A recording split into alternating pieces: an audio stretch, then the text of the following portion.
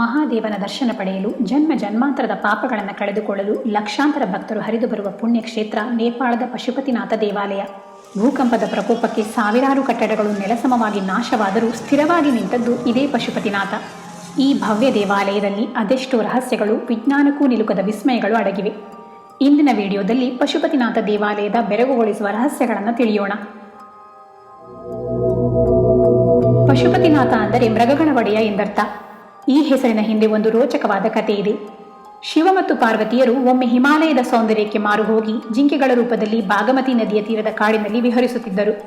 ದೇವತೆಗಳು ಅವರನ್ನು ಹುಡುಕಿಕೊಂಡು ಬಂದು ಮರಳಿ ಕೈಲಾಸಕ್ಕೆ ಕರೆದೊಯ್ಯಲು ಮುಂದಾದಾಗ ಶಿವ ನಿರಾಕರಿಸುತ್ತಾರೆ. ಆಗ ದೇವತೆಗಳು ಬಲವಂತವಾಗಿ ಕರೆದೊಯ್ಯಲು ನಡೆಸಿದ ಸೆಳೆದಾಟದಲ್ಲಿ ಜಿಂಕೆ ರೂಪದಲ್ಲಿದ್ದ ಶಿವನ ಒಂದು ಕೊಂಬು ತುಂಡಾಗಿ ಭೂಮಿಯ ಮೇಲೆ ಬೀಳುತ್ತದೆ. ಆ ಮುರಿದ ಕೊಂಬೆ ಮುಂದೆ ಶಿವಲಿಂಗವಾಯಿತು ಎನ್ನುತ್ತದೆ ಇತಿಹಾಸ. ಪುರಾಣಗಳ ಪ್ರಕಾರ ನೀಲ ಎಂಬ ಹೆಸರಿನ ಒಂದು ಹಸು ಪ್ರತಿದಿನ ಒಂದು ನಿರ್ದಿಷ್ಟವಾದ ಮಣ್ಣಿನ ದಿಬ್ಬದ ಬಳಿ ಬಂದು ತನ್ನ ಹಾಲನ್ನು ಸುರಿಸುತ್ತಿತ್ತಂತೆ.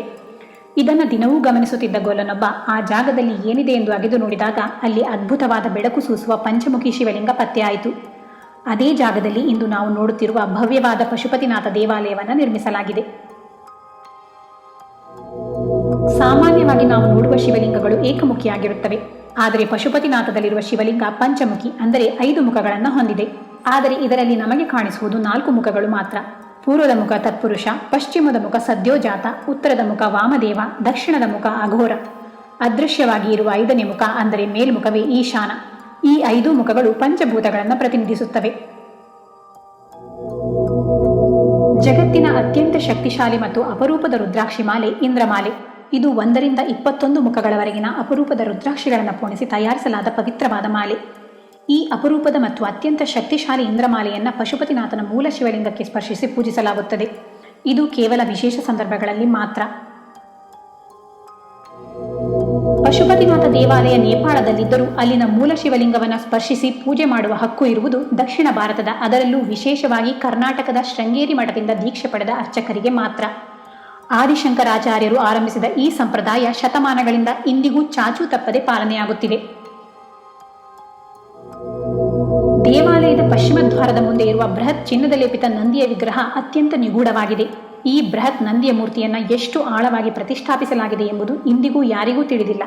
ಈ ನಂದಿಯ ಕಣ್ಣುಗಳು ನೇರವಾಗಿ ಗರ್ಭಗುಡಿಯ ಶಿವಲಿಂಗದತ್ತ ನೆಟ್ಟಿದ್ದು, ಇದು ಇಡೀ ದೇವಾಲಯಕ್ಕೆ ಒಂದು ಅಗೋಚರವಾದ ರಕ್ಷಣಾ ಕವಚದಂತೆ ಕಾರ್ಯನಿರ್ವಹಿಸುತ್ತಿದೆ ಎಂಬ ಬಲವಾದ ನಂಬಿಕೆ ಭಕ್ತರಲ್ಲಿದೆ. ಶಿವಪುರಾಣದಲ್ಲಿ ಬರುವ ಕಥೆಯ ಪ್ರಕಾರ ಮಹಾಭಾರತದ ಯುದ್ಧದ ನಂತರ ಪಾಂಡವರು ಯುದ್ಧದಲ್ಲಿ ತಮ್ಮ ಬಂಧುಗಳನ್ನು ಕೊಂದ ಪಾಪ ಪರಿಹಾರ ಮಾಡಿಕೊಳ್ಳಲು ಶಿವನ ದರ್ಶನಕ್ಕಾಗಿ ಹಿಮಾಲಯಕ್ಕೆ ಹೋಗುತ್ತಾರೆ. ಆಗ ಶಿವ ಗೂಳಿಯ ರೂಪ ತಾಳಿ ಭೂಮಿ ಅಡಿಯಲ್ಲಿ ಮರೆಯಾಗುತ್ತಾರೆ. ಪಾಂಡವರು ಗೂಳಿಯ ಬಾಲವನ್ನು ಹಿಡಿದಾಗ ಗೂಳಿಯ ಹಿಂಭಾಗ ಅಂದರೆ ಬೆನ್ನು ಉತ್ತರಾಖಂಡದ ಕೇದಾರನಾಥದಲ್ಲಿ ಪ್ರತ್ಯಕ್ಷವಾದರೆ ತಲೆಯ ಭಾಗ ನೇಪಾಳದ ಪಶುಪತಿನಾಥದಲ್ಲಿ ಪ್ರತ್ಯಕ್ಷವಾಯಿತಂತೆ. ಹೀಗಾಗಿಯೇ ಕೇದಾರನಾಥ ದರ್ಶನ ಮಾಡಿದ ಭಕ್ತರು ಪಶುಪತಿನಾಥನ ದರ್ಶನ ಮಾಡಿದರೆ ಮಾತ್ರ ಯಾತ್ರೆ ಸಂಪೂರ್ಣವಾಗುತ್ತದೆ ಎನ್ನುತ್ತಾರೆ. 2015ರ ಏಪ್ರಿಲ್ನಲ್ಲಿ ನೇಪಾಳದಲ್ಲಿ 7.8 ತೀವ್ರತೆಯ ಭೀಕರ ಭೂಕಂಪವಾಗಿತ್ತು.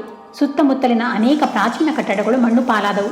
ಆದರೆ ಅಚ್ಚರಿ ಎಂದರೆ ಭಗ್ನಾವಶೇಷಗಳ ನಡುವೆ ಪಶುಪತಿನಾಥ ದೇವಾಲಯದ ಗರ್ಭಗುಡಿಗೆ ಹಾಗೂ ನಂದಿಗೆ ಯಾವುದೇ ಹಾನಿಯಾಗಲಿಲ್ಲ.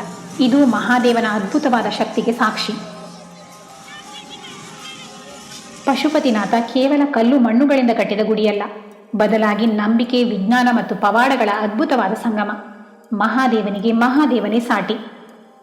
ಇನ್ನೊಂದು ಇಂತಹದ್ದೇ ಮಾಹಿತಿಪೂರ್ಣ ವಿಷಯದೊಂದಿಗೆ ಮುಂದಿನ ವಿಡಿಯೋದಲ್ಲಿ ಭೇಟಿಯಾಗೋಣ.